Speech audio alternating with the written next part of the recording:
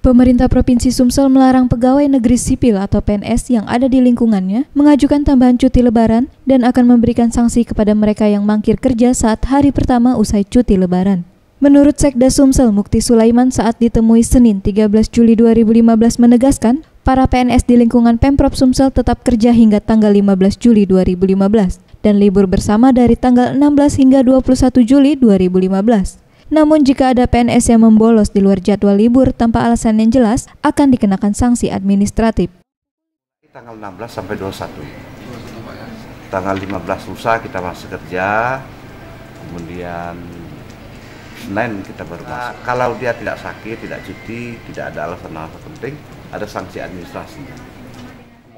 Sekda Sumsel juga menambahkan sanksi yang diberikan mengacu pada PP 53/2010 tentang disiplin PNS.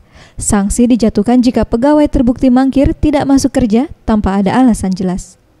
Nira Laras Ayu, Farel Dwi Satria, Sriwijaya TV.